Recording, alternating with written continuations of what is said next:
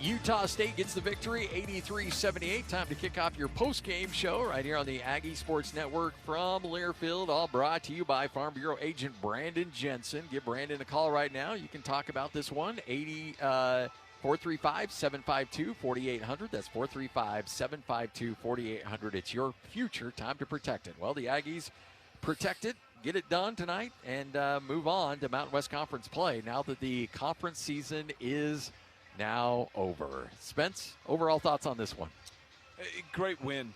Honestly, it wasn't easy. Kind of ugly in many ways. Turnovers were a big problem for both teams, but Utah State found a way to get it done. And the two bigs, Zach Keller and Garry Clark, and then Mason Falslev and Drake Allen. And I'm not bypassing what MJ Collins did. 20 points MJ did exactly, but honestly, Garry Clark and Zach Keller, I think, were the story of the night. Guys that have struggled. Zach Keller averaging 1 point a game, and Garry Clark kind of not having, the last few weeks, not having a lot of good basketball. But between the two of them, 27 and 12, Coach has to be happy with that production. Yeah, Garry Clark started out the year. Let me go back and pull the numbers on him. He had double-doubles in 3 of the first 5 games. He had 5 straight games of double-digit games, and then went 5 straight he had 4 straight games of double-figure games, and then went 5 straight without getting double figures until tonight when he put on a show. And you could tell that he looked like a player that had been challenged a bit. Yeah, it started on the offensive glass, and I want to talk to Coach Calhoun about this. With Illinois State switching, sometimes you attack the mismatch by just going straight at it, turning, and then going straight to the post player. They didn't do that, but by throwing up shots, it meant you had a 6-foot dude trying to box Garry Clark out. He was able to take advantage of that and get 4 offensive rebounds really quickly, leading to 4 points. And that got him going, and then he just kept going and made his free throws in the second half. And the only thing he didn't do was make his 3-point attempt, but everything else was really, really good from Garry Clark. Mason Falslev only had 2 points at halftime. He ends up with 16 points, 6 rebounds, and 4 assists. And just put on a show there in the second half where it felt like he's like, all right, I'm going to take control of this game. Yeah, he had a chip on his shoulder in the second half and just hustle, right? I mean, the one possession we talked about, got the rebound, he missed the layup, got the rebound again, missed the layup. The guy that rebounded it, he went and just ripped it and took it from him and then was able to finish. And that's, I mean, Mace is a winner. He's tough. And sometimes it's going to look really good and pretty, and sometimes it's not. Tonight, he wasn't hitting jumpers or, scoring from the three-point line, but he was getting to the hoop and just making things happen. 83-78 the final in this one. We'll take a break and see if Coach is willing to walk up some stairs and talk to us here at Delta Center. Utah State gets the win right here on the Aggie Sports Network from Learfield. Utah winters come fast. Is your car ready? Don't miss this special at Master Auto Tech. Right now, buy 3 tires and get 1 free for up to $200 off. Why pay for 4 when you can get 1 for free? With 22 locations, including Logan, Brigham City, and Ogden, it's easy to get rolling. Don't wait. This special offer ends December 31st. Visit masterauto.tech and drive safe this winter. Your trusted, helpful expert, Master Auto Tech.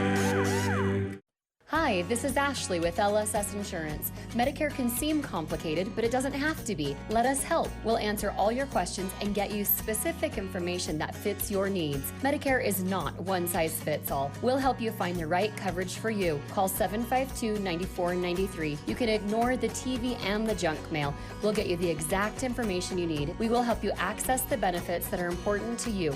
Call LSS Insurance at 752-9493. Over the past few years, strong and crazy weather patterns have battered various parts of the country. Northern Utah and southern Idaho are not immune from its share of wild weather. Be prepared for power outages with a Generac backup generator from Golden Spike Electric. They are your local source for Generac sales and service. Generac keeps you in control when bad weather strikes. Golden Spike Electric, powering your peace of mind. Online at gsegenerators.com or call 257-3016. They also service other models. Happy holidays from the entire team at Adams Wealth Advisors. As we celebrate the joy of this season, it's also time to plan for a financially sound future. Wondering about tax strategies or required investment distributions? Adams Wealth Advisors has the answers. The Adams Wealth team is here to guide you through any complexities and ensure a prosperous new year. Happy holidays from Adams Wealth Advisors, where achieving your financial goals is their mission. Call today to schedule an appointment, 752-1702, or search Adams Wealth Advisors online. This Aggie broadcast is brought to you by Advanced Heating and Air, 3-time Best of Northern Utah gold medalist on News Talk KVNU, where Utah State is always number one. 3-2-78, your postgame show brought to you by Farm Bureau agent Brandon Jensen. He's available to reach him right now, 435-752-4800. Jerrod Calhoun joining us for our postgame conversation. And, Coach, there's a lot of things that were good here. Your offense, you shot 52% from the field. You rebounded the heck out of the basketball. I'm sure you'll also look at turnovers, too. You were able to force turnovers, but also committed a lot of turnovers. Yeah, it's been a while since we put a full, complete game. The sad part is that team doesn't force turnovers, so they're not a team that really takes you out of anything other than their pick-and-roll coverage. They go drop coverage and bait you to take mid-ranges. So proud that we won, really proud that Gary and Zach had a great week of prep, and I like when guys get rewarded for the hard work throughout the week, and I thought Falslev willed us to the win. You know, talking about the bigs, we mentioned at the break between the two of them, was it a conscious effort? Because I felt like you attacked the mismatch, not by going straight to the post, but when they switched on the pick and roll, you guys throwing up threes, and Gary's got a 6-foot dude, and I think that's what got him going was 4 offensive rebounds and 4 points real quick. Yeah, I mean, we got to get the ball to those guys more. I feel like, when we're not making shots, those guys put a lot of pressure on the rim. And like I said, I kind of made the decision to start Keller. And I said, if it goes bad, you guys can blame me. Same thing with our post coverage the last 4 minutes. And both of them worked. So I think sometimes you got to give kids confidence. Zach is a kid that has zero confidence. So I think the more we can give him responsibility-wise, the more he'll step up. And then KT and Gary had been in foul trouble in most of the game, so I felt like let's put Zach in there, let's stay out of rotations, and we actually got off to a halfway decent start, but we just have a lot of lulls and a lot of empty possessions, and it's kind of the way we practice. We have not been the same since we got back from the East Coast. It's a valuable lesson in scheduling. So nonetheless, you turn the page, you beat a quad 2 team. I thought the crowd was awesome, very, very impressed with our fan base in the Salt Lake area and all the people that came out today and spent money on this team. I really, really appreciate their effort today. You know, you adjusted the lineup before the Charlotte game. You tinkered with it a bit tonight. Do you feel like you have an idea of what you're going to look like against Colorado State, or is that still up in the air? No, I mean, it's going to be now whoever earns it. I mean, I think Drake and Mason and MJ, those 3 guys are consistent guys. So it's really the front court. But we could go a lot of different ways. I think it depends on who we're playing. Even Tucker Anderson, I mean, he didn't do much offensively, but I thought he played pretty hard. He got his nose dirty a little bit there in the end, and he wants to win. Winning is really important to Tuck. That's awesome. Those 3 guards you mentioned, MJ has 20, and we're not talking about it just because he's been so consistent. I thought Drake actually did some really good things in that bucket at the end. Huge. Was not easy whatsoever, just teardrop off the glass. But Mason, it was not pretty at all. But talk about Mason, just that possession, 4 offensive rebounds and a steal. He just found a way to just fight and got you guys an extra possession at the end of the game, again with an offensive rebound. Yeah, he imposes his will. He hates to lose. Winning is really important to him as well. And he's going to give you everything he has. He's been doing that now for 2 seasons or 3 seasons for the Aggies. And I think the fans, sometimes the energy and the effort like that, if we can get 5 guys playing like that, we got a chance. So we got to have a really good week. We'll take off tomorrow. We're going to go Monday, Tuesday, take off Wednesday. Going to go recruiting Wednesday, and then another 2-day prep. For Colorado State. So it's going to be a heck of a game. Colorado State's really good. They beat Colorado. They're playing really at a high level, best shooting team in the country. Yeah, the conference got off to kind of a slow start, but now it seems like they've gotten in. Yeah, I don't know why anybody's not talking about it now. They love to trash the mid-majors, but I watched the Big East, and the bottom of the Big East is really, really bad. There's some bad leagues out there. I mean, it's not like from 1 through 14, these leagues are some, great leagues. I mean, there's, I think this year, if you look at it, the Big Ten is, pretty loaded. If you look at the Big 12, it's loaded. SEC has struggled. I think the ACC won that challenge. The Big East, like I said, has got a lot of bottom tiers. And, if you look at some of the wins over the last 10 to 14 days, this league should be talked about more. It's actually the same as last year. I think our non-conference strength of schedule should be a little bit better than last year. I know everybody crushed us about our scheduling. This is a quad 2. And we need Memphis to win. I think they got cracked today, unfortunately. But if they would be a quad 2, last year in the non-league, we played 4 quad 1, quad 2s. Right now we're, 2-1. So we got one more opportunity. You went 9-1 in your non-conference, and you probably got to go 15-5 if you want a realistic shot at making the NCAA tournament. So that's our goal. But our habits, I'm going to continue to talk about our habits. This team is a little more of a challenge, quite honestly, than coaching last year's. Well, Coach, appreciate it. Yep. Thanks for coming Thanks, by. guy. Great win, Yep. Coach. Yep, see you guys. There he is, the head coach. You were there, you watched the game, or you heard it all here on KVNU. So now it's your chance to give your thoughts and ask your questions about the action as KVNU Aggie Game Day continues with Aggie Call. The phone line is 435-753-KVNU. The text line is 435-554-1175. It's KVNU Aggie Call with J.D. Walker and Stockton Jukes. 5:17 and a blue A on top of Old Main as the Lady Aggies and the guys get it done as the Aggies pick up the win over Illinois State 83-78. Stockton Jukes, J.D. Walker with you here on Postgame on Aggie Call. Your feedback welcome, 435-753-KVNU. That's 753-5868 to call. And if you would like to text in on the text line, 435-554-1175. And, all right, I'm going to start. So this game a lot closer than it should have been. Just some interesting stuff that came from the Aggies today. If you take Garry Clark off the bench for our Utah State Aggies, the Aggies scored 7 points off the bench. I mean, just an interesting performance. Stockton, what did you kind of see from it? I mean, just not a complete game from the Aggies. A win, but also, we've heard the metrics is kind of the way things go. You heard Coach Calhoun talk about needing Memphis to win, but the Aggies need to handle business the way the metrics say they are, and it is a win, but the Aggies didn't meet the metrics, and that actually changed KenPom just a little bit. Yeah, they dropped 2 spots in KenPom. They're down from 39 to 41. Not too surprising there. And then looking at Illinois State, they actually jumped up 2 spots as well. So equal change on both ends of the spectrum there. The good thing for Utah State is in the net rankings, Illinois State is a bit higher up in the low 80s. So this is a quad 2 win at a neutral site for Utah State. Going to help a little bit there. But yeah, just didn't beat them as handily as we expected, as a lot of Aggie fans expected. Caught them on a pretty good shooting night, 30 for 51, nearly 60% from the field. That's pretty decent. Limited their possessions there at the end. And like Calhoun said, Mason Falslev willed that team to a win at the end of the game. So they got it done, and they're 8-1, and that's going to help. But they did drop a couple spots in KenPom. Probably going to see a slight fall in the net rankings when we get to tip off on Saturday against Colorado State. That being said, still think we're in a good spot. 33 in the net after yesterday's update. So fast forward to tomorrow, or excuse me, Friday, next Saturday. I'd expect probably upper 30s.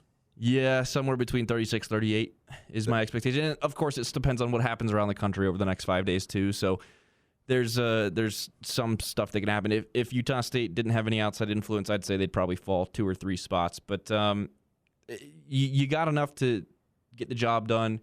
Sometimes on these neutral court games in December, right before Christmas, when these guys are, these are student athletes. Let's remember all these guys just have to take their finals this week too. It's been a very stressful week for everyone at Utah State. So sometimes there's just weird games, but if you find a way to get a win, that's really all you got to do, and they did it today. So you can sound off on what you saw against Illinois State as the Aggies take the win 83-78, 435-554-1175 for the text line. That's 435-554-1175, 8387. I'm so tired of the emphasis on the metrics. Gosh, I me get too. that's part of the tournament qualification, but it takes the fun out of the game. Awful officiating, too. This is unfortunately what college athletics is now. We're seeing it in football on a larger scale. In basketball, it's a little bit smaller of a scale, but college sports isn't college sports anymore. Well, it's all about metrics and money. It is. It's college sports. It's just the definition of what it is has changed. The title's the same. It's still college basketball and everything. But now the emphasis is on this, as we saw the Mountain West, championship game was figured out by a computer. You got, the big uproar of college football playoff. I mean, the funny thing is are we ever going to get it right? That's a different conversation from another day.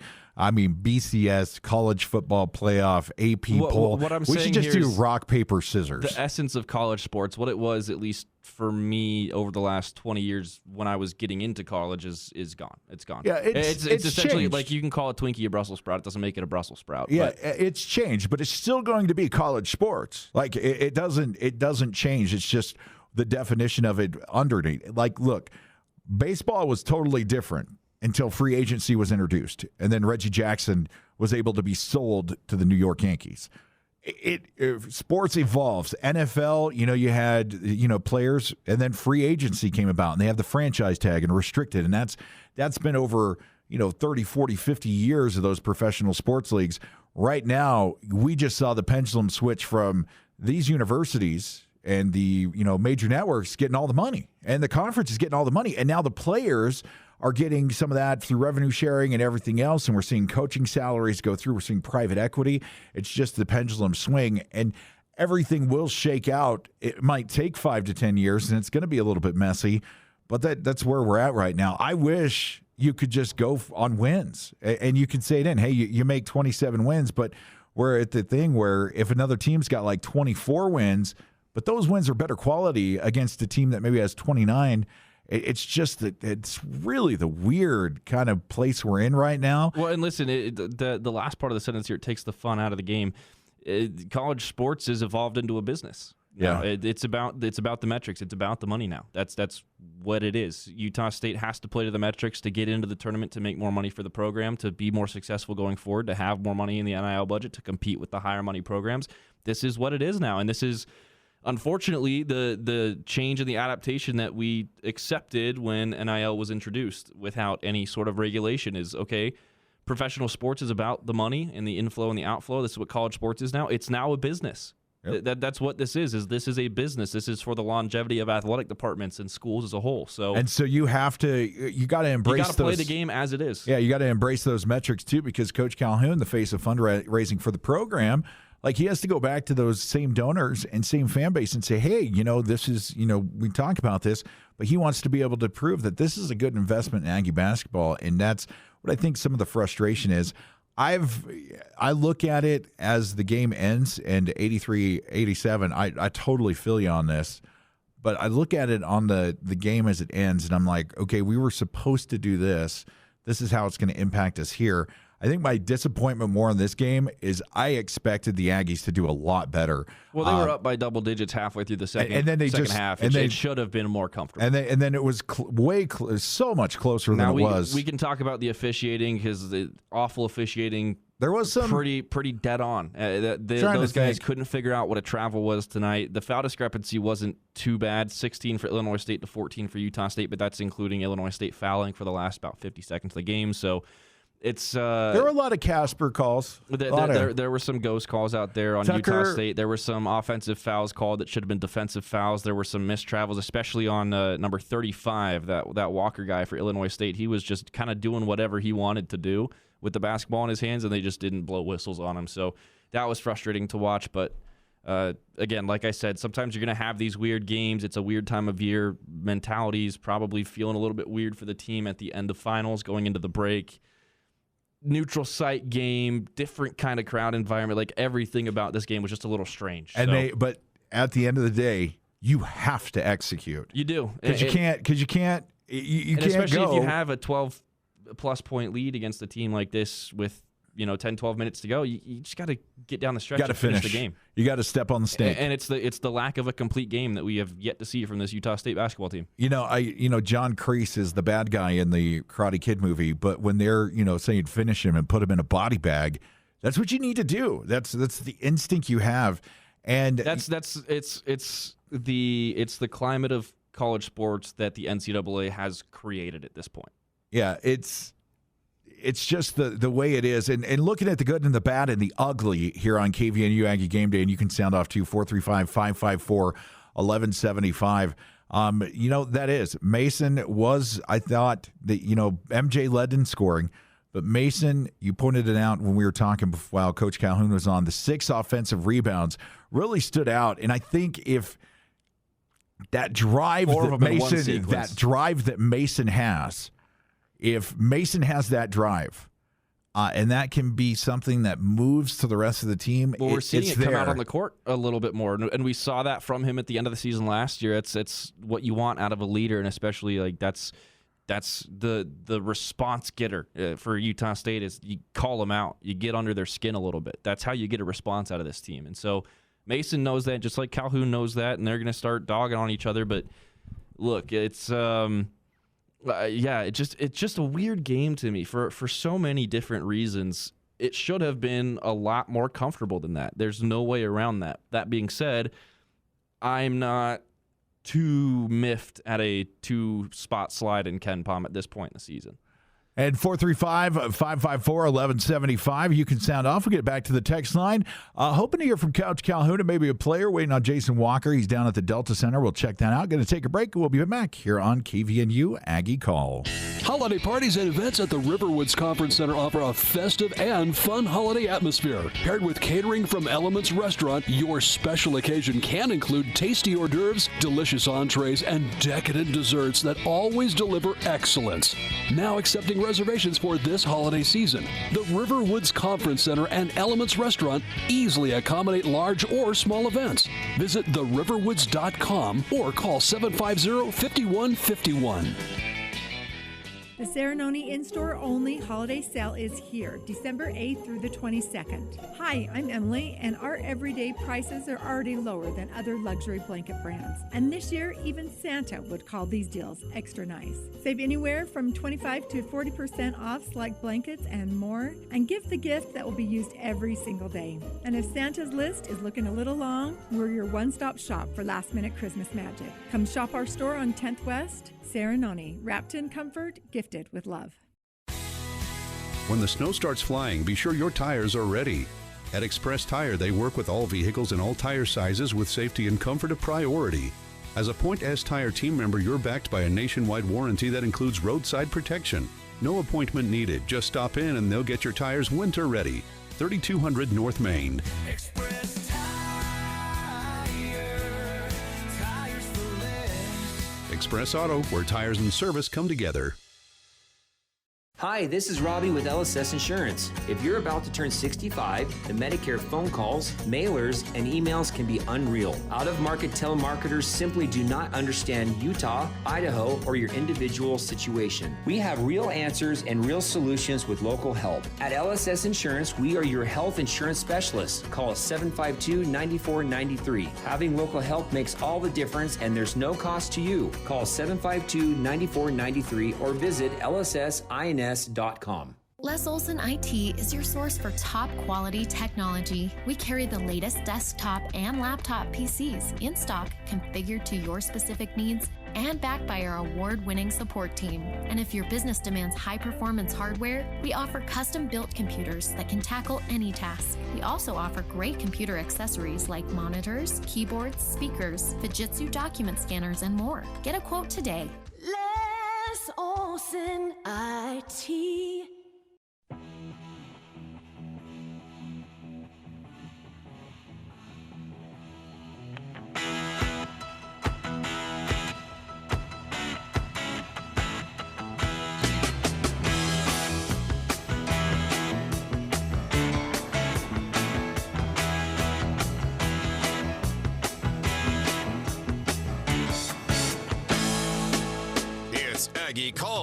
with J.D. Walker and Stockton Jukes. Call 435-753-KVNU or text 435-554-1175.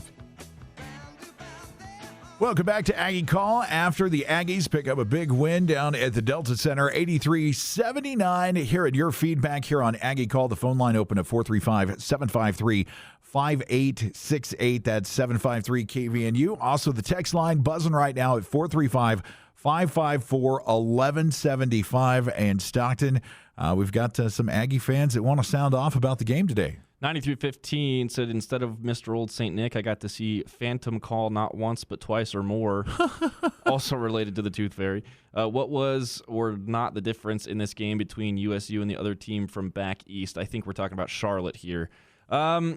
It's hard to say, really. I mean, Utah State bossed their way around down low against Charlotte and really had a bigger separation down low than they did against Illinois State today. We can talk about some phantom whistles. We can talk about some missed travels and all this stuff.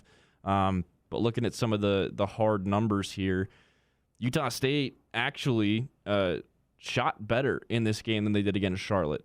They were better from the field than they were against Charlotte. They were better from three than they were against Charlotte. Looking at the rebound numbers, though, it really just all the numbers better than what you had in Charlotte. I think Illinois State's just a better team. I think it comes down to that. Illinois State may be a little bit lower in the net than they should be, but this was a team that was 8-2 coming into this game, now 8-3 on the season. Not a sleeper. Should it have been a bigger margin? Yeah, absolutely. But this is not it's a better caliber team than the team that we played in Charlotte 6 days ago. And let me get your thoughts on this, Stockton. We talk about the metrics a lot and just kind of had an aha moment. If it was just about the metrics, right, wouldn't we just simulate the game and have a result like NBA 2K? I mean, you got to play the game. I guess that's kind of the vibe. I'm getting thoughts on that when you compare it kind of the metrics and what it should have been. Because, yes, Charlotte, I really thought that's the game I watched. And I said, man, the Aggies are more athletic. They move more. They get out there. They shoot the ball better. I thought this was going to be a kind of a runaway, but if it was going to be a runaway, we just hit simulate on it and not have the real action. Yeah, and listen, this is why you don't play games on paper. You go out there and you actually play them. Notre Dame? Because, there's always the chance that the game's going to go differently than everyone thinks it's going to go. Everyone predicts. Matter of fact, most of the time it goes differently than the predictions think it's going to go or the metrics have it going. You go out there and you put a guy against a guy. It's two athletes against each other. What's on the paper about those two teams and those two athletes doesn't matter. They're playing each other for the first time that season. So, you can compare, contrast stats, all this, all that, whatever. But when you look at Illinois State versus Charlotte and you ask what's the difference between those two games, they're two very different teams with two completely different rosters, and Illinois State's a higher caliber opponent. You still got to play the games. You got to show up. You got to play the games. It doesn't matter what the paper said. Calhoun's been saying that to his team publicly and in the locker room for 3 weeks. He said, hey, quit paying attention to the media. Quit paying attention to what's on paper. Go play the games. Utah State's got to be better about playing and executing in these games instead of just saying, this is going to be a walkthrough because on paper we're 20 points better. They weren't today. No, and that's where I think maybe the prognosticators, the people that look, they see like the flash of this team, kind of like we do. I mean, we eat, breathe, and drink this stuff all the time. I mean, and even there though, it was an 8.5-point line for Utah State today. It's something I'm just remembering. This is about what was predicted today. So yeah, it should have been maybe a bigger deficit, but it felt like when they got out a little bit. That's where I was hoping for a bigger one. Does that make sense? Like, it felt like a letdown towards the end. Yeah, because it could have been better. And because halfway through the second half, it was better. It got sloppy at the end. That being said, we played a better team today than we did on Sunday. And it wasn't as good of a team as some people saying, but it definitely wasn't as bad of a team as other people want to believe here. 8-2 is a good record regardless of who you're playing. So and Chase Walker, he interesting, very interesting move. And then you compared him, Garry, on the court, like on paper, as you mentioned, the matchup looked very good. It was fun to watch between those two guys. But Garry probably a little bit thinner, more athletic with his movements. Walker, he's just a beast of a man down there moving stuff around. Coming up next on the text line, something that we were talking about in the commercial break, and I want to get your insight on this a little bit because you're a student. You know the schedule and how everything works. We're getting several texts here. We got 0783 and then a couple more up the ladder that are talking about being at the Delta Center. Yeah, and people the are very difference. split on this decision. Yeah, so this coming from 0783. I was at today's game, and when we played down there 2 years ago, our turnout was better 2 years ago. We really didn't have a student section today because a lot of students aren't going to drop $60 a ticket. I did see that, too. That's interesting. Like, it cost more to go see the Utah State Aggies and the Illinois State Redbirds than it does to see the Jazz on most nights. I'll put it in a better perspective. As a current student on a college student budget, that's a week of groceries for me. So am I going to choose to go watch Utah State play against Illinois State on the 13th for $60, or am I going to get groceries for a week? Yeah, it's really, and the kids are on break. Like, finals just kind of wrapped up, everybody going in. So I know it's an interesting schedule thing. Let me get up here a little bit to see the next one. That's the other thing, too, that contributes to this, particularly talking about the student section. Student tickets were not offered to the herd, and so they did not have student tickets to pass on to the student body. Those usually come at a discount, and that's how it used to be when it would be Utah State, Utah, BYU, Weber State in the Delta Center. They would offer student tickets to the student sections, to the official student bodies or whatever, and that's how the students would get the tickets, and they'd travel down together. That was not an option for this game. Which, in those games, it would actually make sense not to offer those because it's a premium game and everybody in the state wants to see. For this game, you would think, hey, maybe slide the students a little bit of a break to go. I'll just go ahead and get this out of the way because I do feel that this was this could have been a much better organized event for Utah State on a lot of facets. The marketing could have been better. The ticket sales could have been better. The pricing could have been better. The student availability could have been better. The broadcast could have been better. Those guys need to learn about the 180 axis line because that was really confusing at times. It didn't seem like the most well put together event that we've had at the Delta Center, and so that kind of changes some of the expectations because there is a history of Utah State playing at the Delta Center against in-state rivals and better accessibility, different pricing, stuff like that. It was just they tried to revive an event with different teams and changed up a lot of the way it was organized, and it just didn't seem like it was very well organized today. Yeah, well, actually here, tailing on that, somebody needs to learn when to do a replay. Oh, gosh. Oh, my gosh. Oh, my goodness. I'm going to start playing replays like this is the best analogy I can come up, like American Idol finale, like when they're right about to read it, just go into a replay. And that's like... Go into a replay or a commercial break or both. Oh, it's just bad. But to add to that, too, post-game press conference, usually really nice. We got a chance to sit down there. They've got Garry and Coach Calhoun sitting up in front of a banner. Well, They got him standing in the hallway in front of the Delta logo. Yeah, we'll hear that. And then 93.15, what was with the ESPN basketball? They were using ESPN blanket transitions on a YouTube production. I wonder if they're going to get in trouble with ESPN legal for that because where did that come from? That was the weirdest thing. Yeah, it just showed up kind of at the I think we saw it. Literally every transition from commercial break and into replays was ESPN college basketball. Yeah, ESPN college basketball. Not that we were counting, but I think there were 33 replays or something. 2490, your thoughts on this, Stockton. Coach and the administration can talk all they want about the SLC Salt Lake City fans.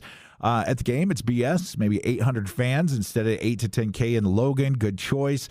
But Stockton, you were kind of giving me a little bit of insight on this that would have been our tough get. Yeah, I have two feelings about this. First of all, you're going to lose fans when you go down to Salt Lake. You're not going to have the same as a true home game. That being said, Utah State is trying to make a big push, and fans have been making a big push about getting more visibility and coverage in Salt Lake. So sometimes you got to go down and play those games in that market and get in their faces and show them the product. Aside from that, not every Utah State Aggie fan lives in Logan, Utah. There are a lot of Aggie fans up and down the Wasatch Front, so this was a great opportunity for them to go see the team and not have to drive 2 hours up here to go see the game. It's a give and take. Third point, finals ended yesterday. we talked about this in the pregame, most students have already headed home for Christmas break. A lot of the community members are going to look at different games to go to than Illinois State at 3 p.m. on December 13th. And it was like 54 degrees and sunshine. I mean, it was beautiful. A couple weeks before Christmas. Even if this game is in Logan today, I think they struggle to break 5,000 in the Spectrum. This was about as good of a game as you could pick to go down and play in Salt Lake because it wasn't going to draw very much attention from the home community. You want to expand your reach a little bit into that Salt Lake market to get some more visibility, get some more coverage, serve the fans and alumni down there because there are a lot of them. And overall, I really don't think you lost anything by moving this game to Salt Lake today. And I think there was a lot of here. We're just going to keep going with some of these texts that they're following on this thread. 9352.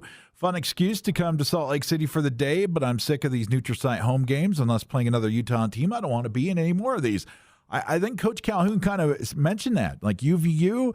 I mean, even Weber State, Utah, BYU. I mean, it would be a really fun match. And I kind of was kicking it with you and saying we might shut down the state for that kind of matchup to have all those team play. I mean, it would be great for the whole state to kind of descend on the Delta Center and enjoy watching basketball from the state. Yeah, and that's another thing where I think there's just a little bit of disappointment about this event as a whole. Is it's just not what it used to be.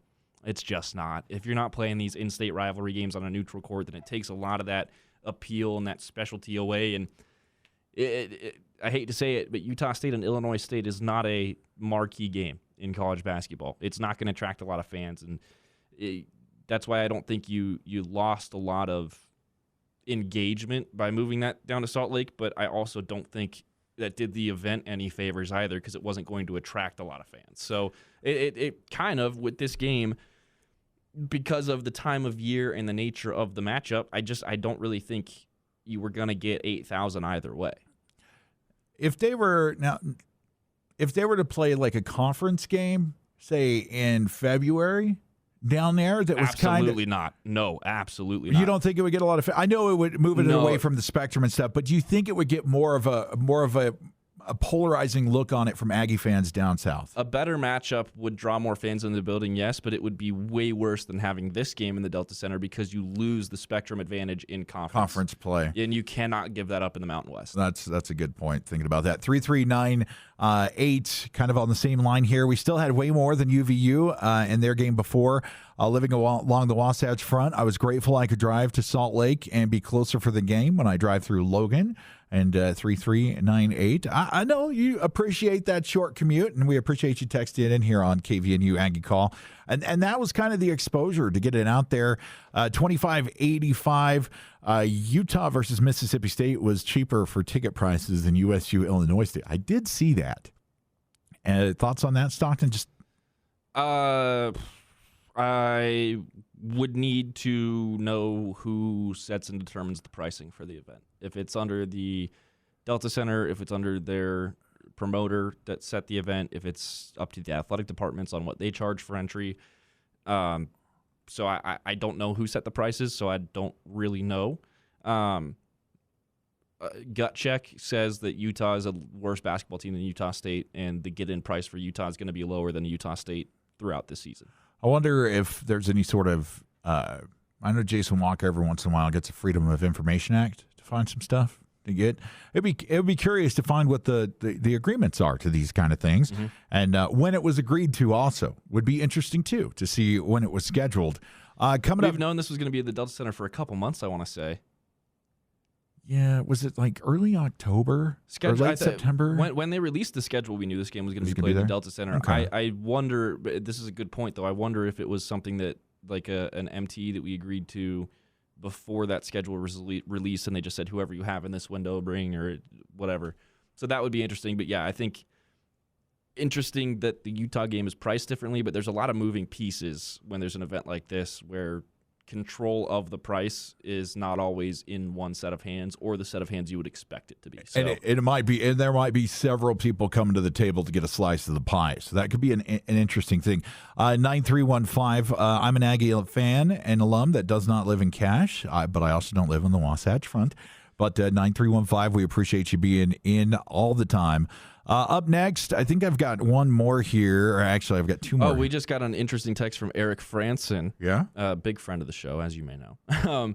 Eric said when we visited with Coach Calhoun in the late spring, he mentioned they would have a game at the Delta Center. So they've known for a while. They've known before they had their schedule.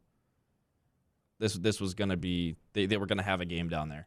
Also, this coming from one of our guys down south, Bryce Larson is listening. Thanks for listening, Bryce. UVU got free student tickets for its game today. Strange that Utah State didn't. Also, the ESPN transitions were up there probably because the UVU game was on ESPN Plus. Utah, Mississippi State on ESPNU tonight. I think it would have taken too long to load in different transitions back together. Broadcast replays just used in the arena replay to make it more simple. So thanks to Bryce Larson, one of our radio friends down south from UVU. Kind of interesting there. UVU got free student tickets. I mean, like we said, there's a lot of logistics and a lot of stuff. Maybe with the scheduling and stuff. I don't know UVU's schedule if it's the same. I imagine it's probably pretty close, but yeah, we got some questions, right? Yeah, that's interesting. No, thanks, Bryce, for reaching out and letting us know. The ESPN transition thing, that makes sense. So probably not going to be in trouble with the network for that one. The in-house replay, though, that one's harder for me to swallow. That's pretty bush.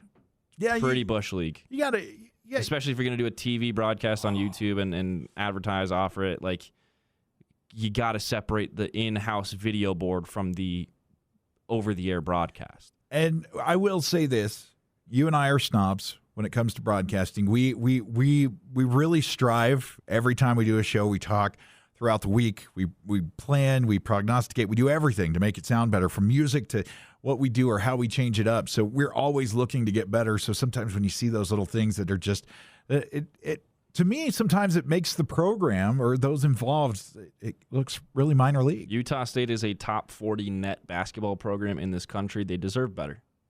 Point blank. I'll just say it. They deserve to be covered consistently and passionately because they play and practice hard and work consistently. They have a very passionate fan base, and sometimes that is just not that the fan base and the team don't get the coverage and the service they deserve. Yeah. It's still time for you to get some texts in. 435-753-5868. That's 435-753 check. 435-554-1175 is the text line. One of these days we'll get your personal number over the air. Yeah, one of these days. 435-554-1175. I need to remember Krager's number from the KVNU Morning Show and give that one out. He's always fun to talk to. Up next, we've got 9227, and we'll hear Coach Calhoun up next. Calhoun almost spiked his water bottle. Great self-control. He also put the lid on it, and it wound up spiking it, but he resisted. The technical was weak by the ref. Didn't really see too much of the technical, but it wouldn't. They said on the broadcast that he didn't get animated. He didn't yell in the official's face, but the official was standing right next to him, so he must have said something pretty rough. That being said, the consistency and the level of officiating we saw tonight, I have to think that he probably just said frickin' heck or something and got in trouble for it. When a coach gets a T or something like that, I always think that they came up with the greatest your mama joke ever. Like that's how I kind of keep it, PG-13. It was sat on a rainbow and Skittles or something like that. Just one of those Coach Calhounisms. We're going to go ahead and hear from Mr. Coach Calhoun standing up at Delta Center for the press conference here on KVNU Aggie Call. Thoughts on the game tonight, Coach? Yeah, first of all, played a great team. I thought Illinois State really, really battled. I've got a lot of respect for those guys. I've known them for a long, long time. Their associate coach was on my staff for, I think, 3 or 4 years, and then one of my former managers is the ops guy there. So.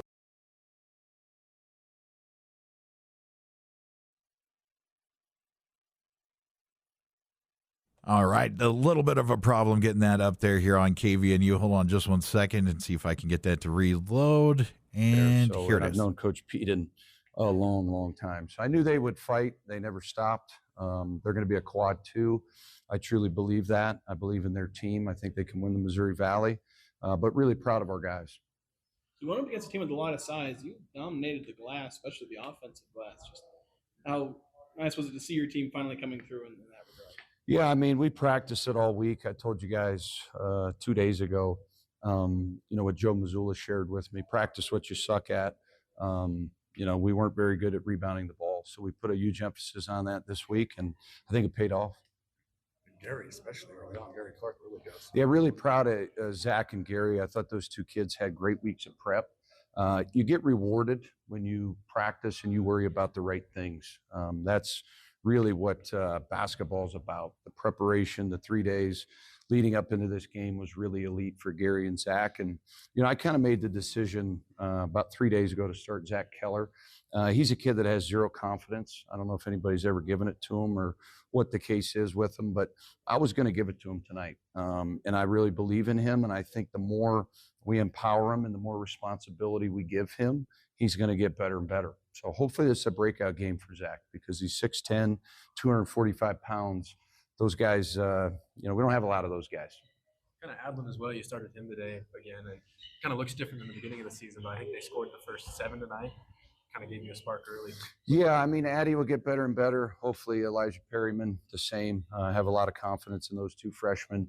Sometimes you forget they're freshmen. Not a lot of people play them, but I think both kids are really, really talented. I think their ceilings are really high, and they have to continue to build good habits.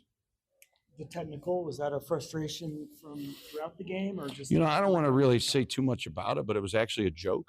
I was actually telling the guy a joke, and the joke went bad. Was it a good joke? I think he interpreted it one way, and I interpreted it the other. It was strange, though. You guys couldn't get to the Well, then he line. laughed about it. The fouls were about even, but you guys just couldn't get to the Yeah, I mean, listen, officiating's hard. I get it. It's a hard sport. But you guys were there. I mean, you saw what was going on out there. Coach, less than 2 minutes left coming out of the timeout. Mason and Drake both able to get downhill and get to the basket for layups. What did that mean for your team after you'd been struggling for so long in that second half? Yeah, I mean, I thought those were the winningest plays. Both kids are big, strong guards. They want to win. They care about the right things. They care about winning. When you care about the right things, good things will happen to you. That was by design. We wanted to get those guys downhill and get on the rim because I thought Garry would go clean it up if we missed a shot. So what was the feeling of this game like where both teams were really efficient shooting the ball, but also a lot of turnovers for both teams? And what was that like where teams were really efficient and also not efficient at the same time? Yeah, I mean, whatever we won by, obviously, we wasted a lot of possessions. If you look at that game, Illinois State's not a team that forces a lot of turnovers, right? So got to look at the tape, got to figure out our spacing. Usually when you turn the ball over, you have bad spacing or bad decision-making, right? So we have to improve on that. We went through that, two games ago before Charlotte. This team's inconsistent, but we're inconsistent because our practice habits are not where they need to be. So some games we rebound, some games we don't. Some games we pass the ball, sometimes we don't. Sometimes we make threes, sometimes we don't.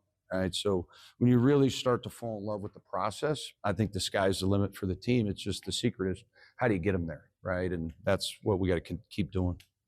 Kind of with that, you had a week of practice coming into this one. Now you have the same things. How do you think that helps you? We're going to break it up. Obviously, I'm not doing a good enough job coaching this group and reaching this group. They're a challenge, to be honest with you, with 5 freshmen that really don't know anything about college basketball, transfers into your program. Last year's group was much older, much more mature. They took to coaching pretty well. This group has a lot of highs and lows. So we've got to break up our week. We got to figure out how we can get this team better. We'll go Monday, Tuesday, take off Wednesday. We're going to go recruiting. There's a monster tournament in Las Vegas that we got to get to, and then 2 more days of prep. So I think our older guys got to continue to lead. I think Mason has done a much better job the last 2 weeks in that regard. But we got to figure that part of it out because I don't think it worked. Another solid night by MJ as well tonight. I mean, he's top 3-4 players in the league. I mean, you might as well pencil that in right now. I mean, he works. He's a natural scorer. I think our players do a good job of finding him. I think we run good things for him. He's a confident kid. He's never had this much responsibility. So he's got to continue to have good habits, right? Play better on-ball defense, continue to be a great defensive rebounder. He's one of our best defensive rebounders. But, yeah, we've got to count on him every night, 15, 20 points. And to be honest with you, Sean, he's done it all year. So, I mean, I really expect him to do that now. Coach Calhoun's post-game comments after the Aggies take care of business down there in the Delta Center, taking care of Illinois State, 78-83 here on KVNU.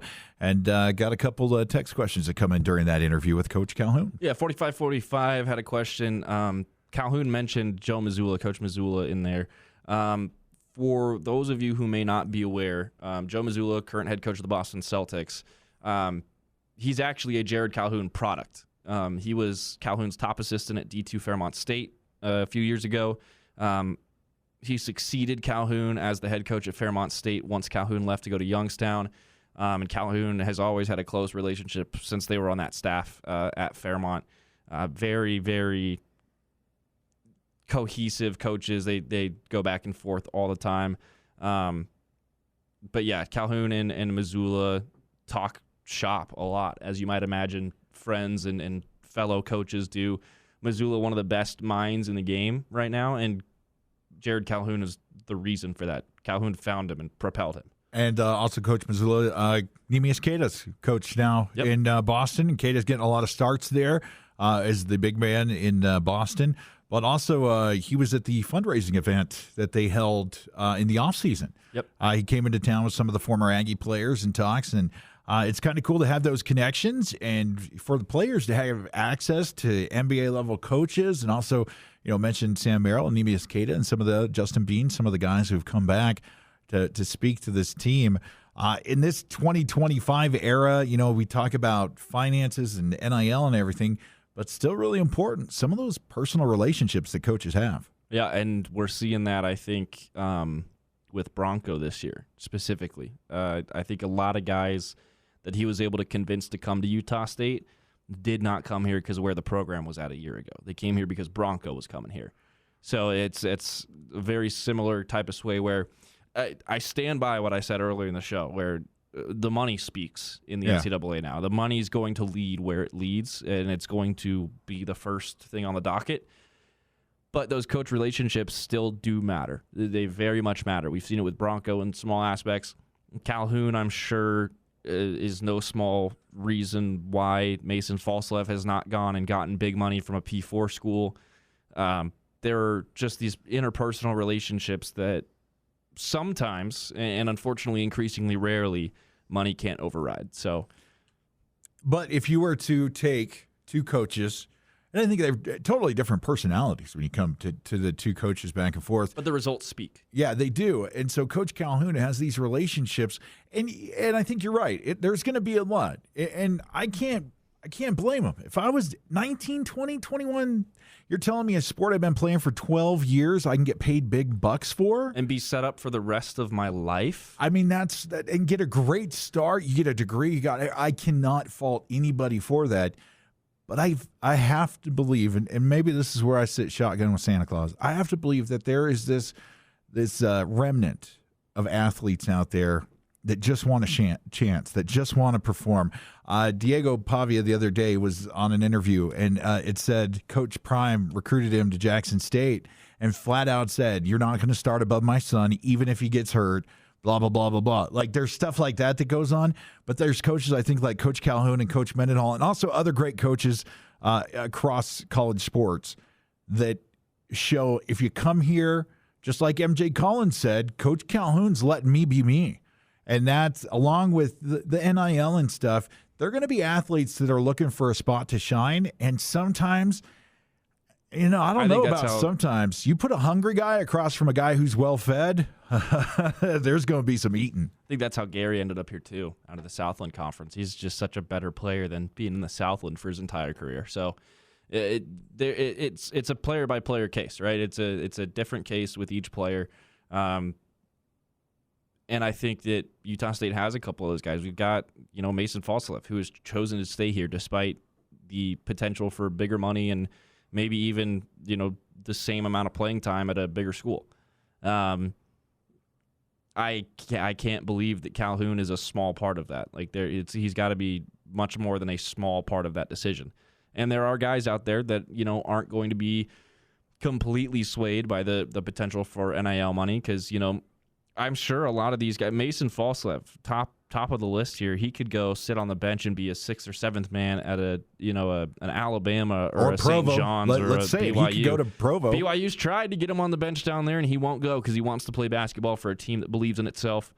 Calhoun is the coach that he likes. The system is in place at Utah State that feeds him and consistently feeds him, and he thrives in that system. So there is still that breed of athlete out there, and we're lucky that we've got Mason Falslev and that we've been able to retain Mason Falslev. And I think Mason also being that leader of the team, we can talk about points.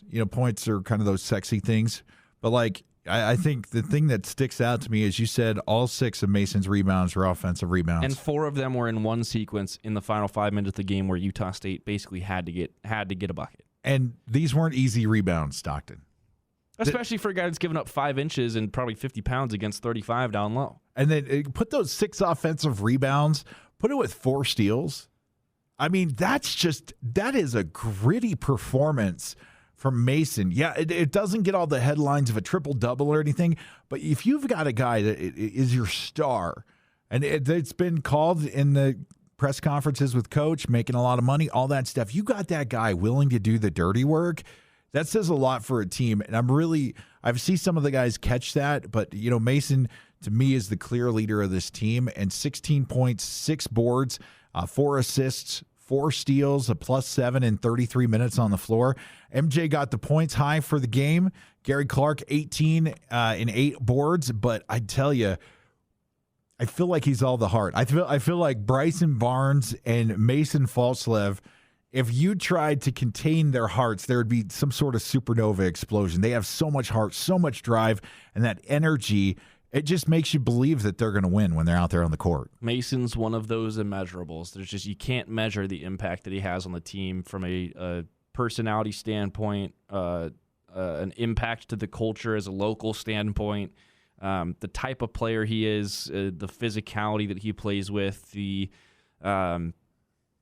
ability and the willingness that he has to seek out, engage in, and absorb physical contact. You don't get that out of a lot of guards anymore. Mason Falslev is a dying breed of basketball player, but he's a very talented one.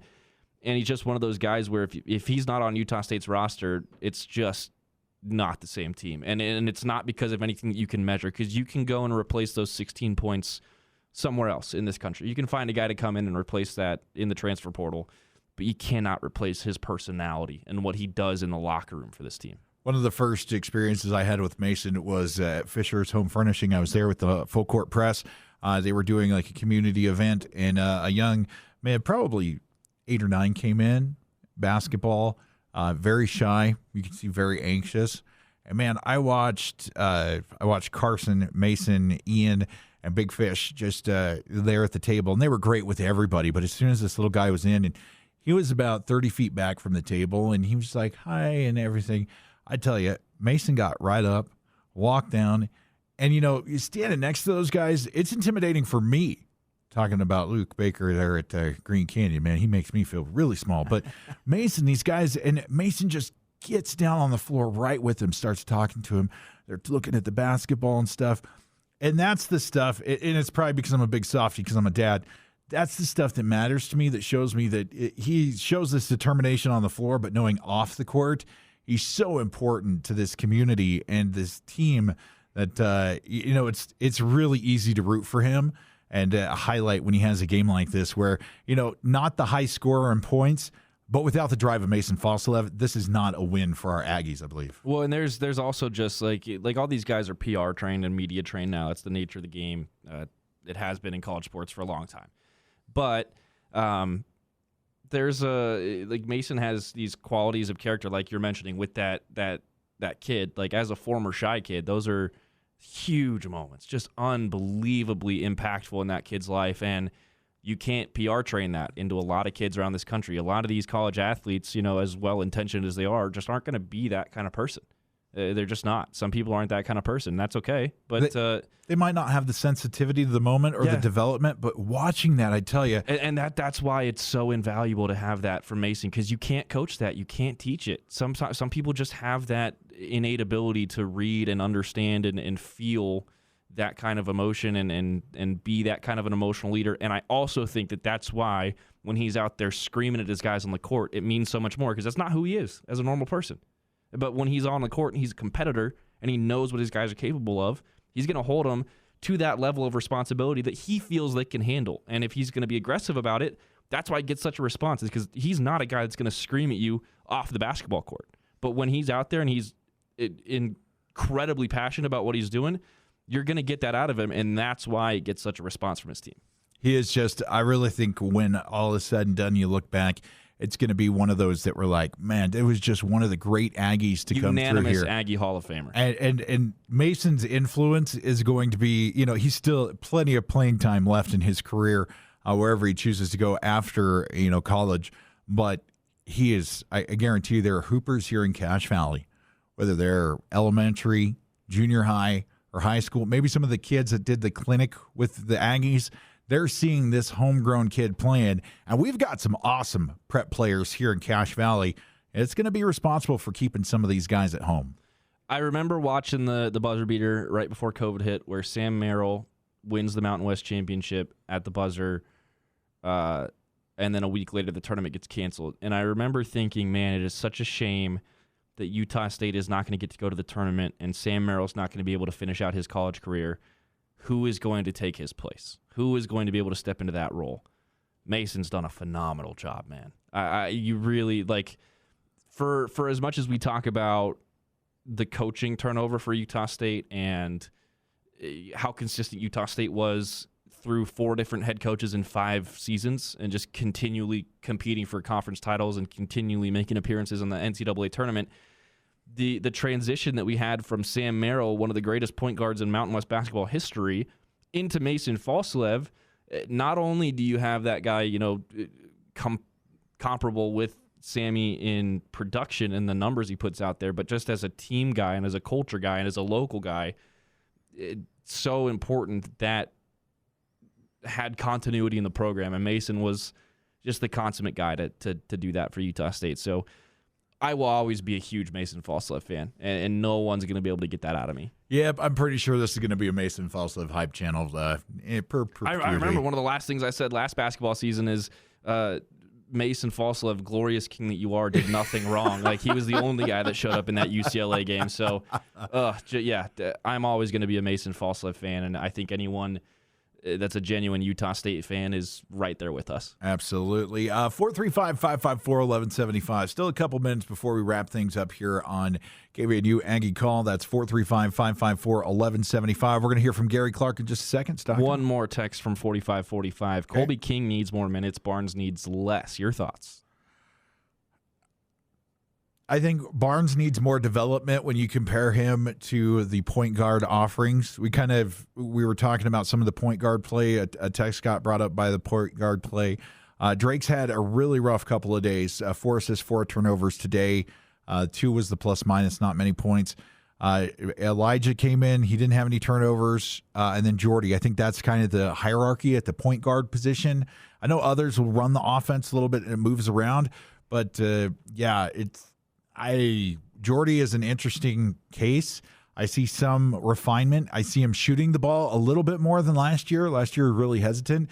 But when he's out on the court, I see the offense stall more. I see it move to a corner of the floor, and then he gets trapped, and then the ball either gets turned over.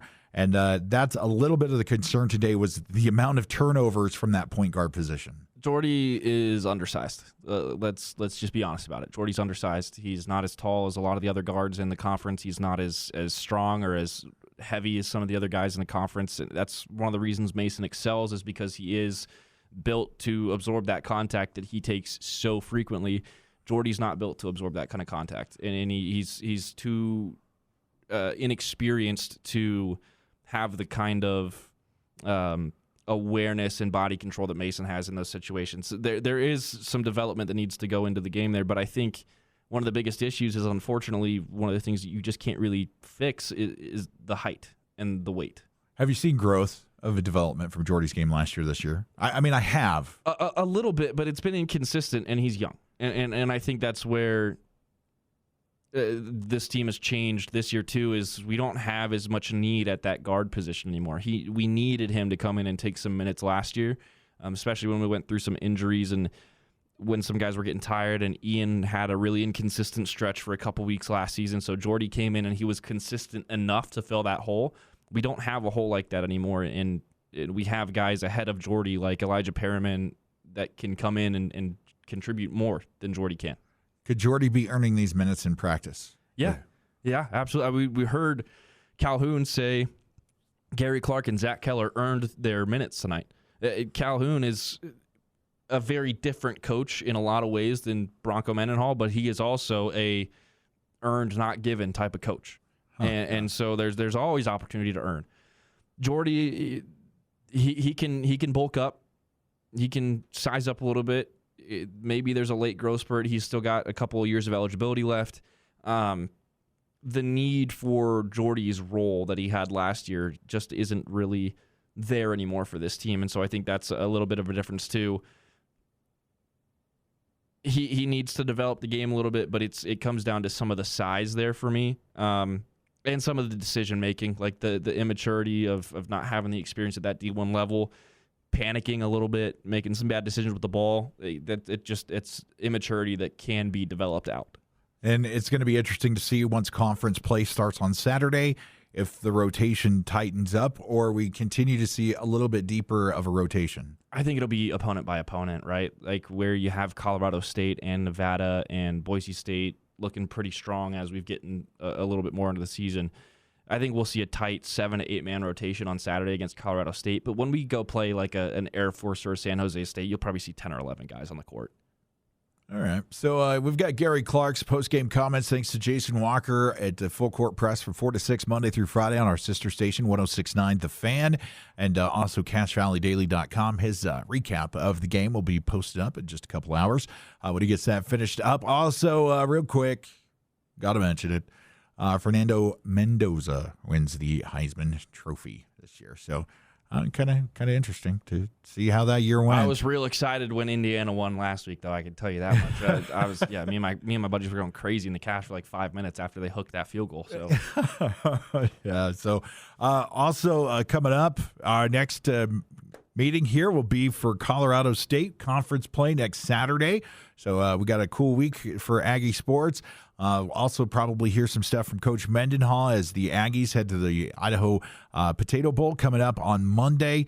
We'll have the KVNU pregame for 10 o'clock on Monday. So we've got some Monday football. Going to shut it down pretty much for the week of Christmas. If you're in the Valley next weekend, highly encourage you to get into the Spectrum if you can. It's probably going to be a little cheaper of a get-in fee.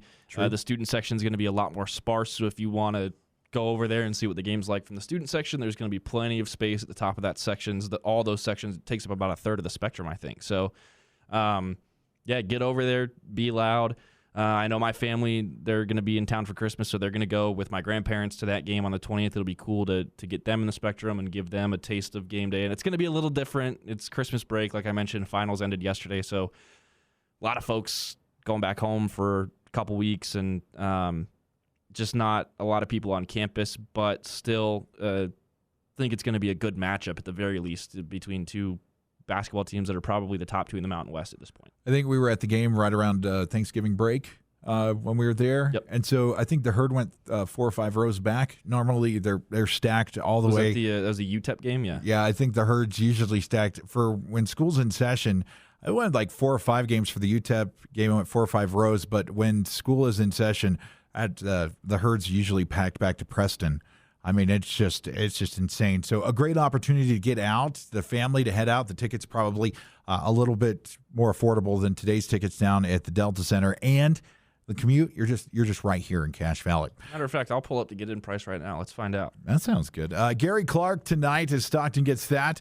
He 18 points, 8 rebounds, 2 assists, 2 steals. We're going to go ahead and listen to his comments here on KVNU Aggie Call. We'll get you the price for the get-in tickets for the game coming up against Colorado State, and some final thoughts as we wrap up here on Aggie Call.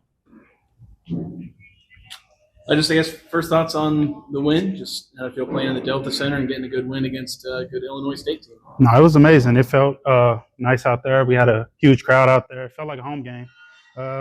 We started off strong. They fought back throughout the second half. They made runs, we made runs, and we was able to finish it off. Like you had a pretty good game coming off the bench tonight. Talk about your performance. Just doing my part. I've been in a little slump, so just going hard every practice. I'm trying to build every day and continue to get better. I know my role, and rebounding is one of it. So I came out and tried to rebound as much as I could. Especially on the offensive side. I mean, right there at the beginning, you had 5 or 6 within just a couple possessions. What was that like, and what was the focus on that coming into today? Oh, we started off strong, so when I come in, I got to bring the energy too. It can't be a drop off. So coming in, I was on every rebound I could. It worked out today and got the dub. A lot of turnovers on both sides, really. Just how did that kind of impact the feel of this game where both teams struggled to hold on to the ball? Yeah. Our team is built on defense. We've turned teams over every game we played. They turned us over a good amount today, but we was able to make least amount of turnovers, so helped us out. When Illinois State made that run in the second half, how did you feel like your team responded? We responded good. Coach been preaching to us how they weren't going to give up, and we knew that. So when they made that run, we just continue to do what we do and fight a little bit harder. We're surprised about his technical. Oh, yeah. No, Coach got it in him. He'll let it out sometimes. So, yeah, I wasn't surprised, but we had to help him out when that happened. They got 2 points and then the ball, so we had to help him out at that point. What was the officiating like in general? You guys didn't go to the line until really late. Yeah, I mean, I think they were pretty good. I mean, maybe some missed calls, but we got to fight through it. How big was that layup by Mason? Like, it was about a minute and a half left. You come out of a timeout.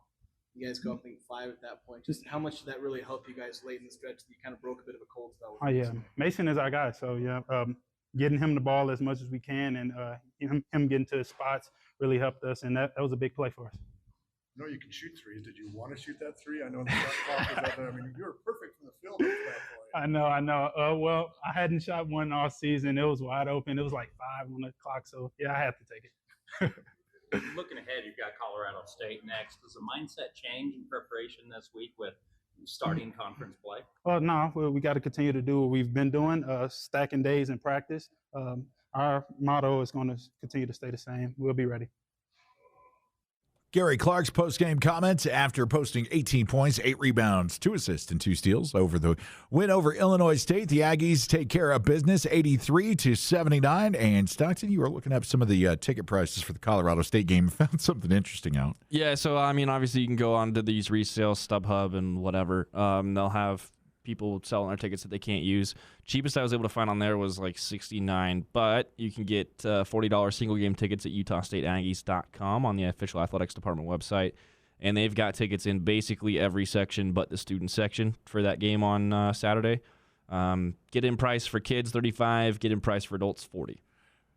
You think there's a chance that changes as we get closer? Maybe they look at stuff. They might. Maybe open up the student section a little bit. Highly recommend you keep an eye on Utah State athletics on all social media channels: Instagram, X, Facebook, whatever else you might have. They will post ticket sale deals and stuff whenever they come up with them. But for now, what I'm seeing, if you just go on the website and buy them, there are some tickets scattered here, there, and around the various sections for about $40 for adults, $35 for youth tickets. The other thing I am seeing, too, is they are pretty spread out. It looks like they've got a decent number of sold tickets already. Huh.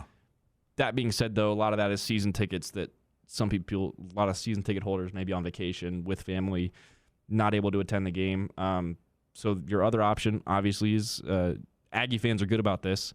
If they can't use their tickets, they offer them up on social media. So stay tuned into Utah State Twitter and Facebook and Instagram and all that stuff. When I see those things, I try to share them. Yeah. Get the word out. I do as well. And if you're a fan that's not able to go to the game on the 20th, highly encourage you to offer your tickets up to another Utah State fan. It's tough for the team, especially in these Christmas break games where they don't have the student section. And against Colorado State, not having the herd in the building is really going to be tough. noon tip-off on Saturday the 20th is a really, really, really bad scheduling for this game. Unfortunately, it's what we have to deal with. So if you can be in the building, be there. If you can't, find a way to get your tickets to someone that can. And with that, that's going to wrap it up for us here on this edition of Aggie Call. Man, great show, guys. Aggies pulling out the win, 83-79. A little bit closer than I would like, but I also wanted to win that Powerball lottery too, Stockton. But to win, you actually have to play. So yeah, it's one of those things. So for Stockton Jukes, I'm J.D. Walker. We're going to be on out of here the next time we talk to you, 11 o'clock Saturday. Right? Yep, 11 a.m. Saturday. 11 a.m. tip-off. So we'll have starting conference play. We'll hear from Coach Calhoun and one of the Aggie players. Also possibly hearing from Coach Bronco Mendenhall during the preparation week for the famous Idaho Potato Bowl. Yeah, it's going to be, I think, a really good football matchup. We talked a little bit about some of the politics around that game and some shared trauma around that game between the two universities. But from a football level, it's going to be a really good matchup. I'm excited for that, and I think it's a 12 p.m. on the 22nd is about as minimally invasive into the holiday break as it can be. So I'm pleased with it. And it's an excuse because it's a Monday. Just tell the boss you got to support the Aggies. If you need a doctor's note, I can write one for you. Extend your Christmas break by a day. Why not? My handwriting is that of a lawyer or a doctor, but here I am, JD the DJ. For Stockton Jukes, I'm J.D. Walker. Thanks for hanging out with us for Aggie coverage today on KVNU. We appreciate you hanging out with us. We hope you have a great rest of your weekend here in Cache Valley. Sitting at about 36 degrees outside at 6:21, and we'll talk to you next time. Open up, I'm climbing in, so take it easy.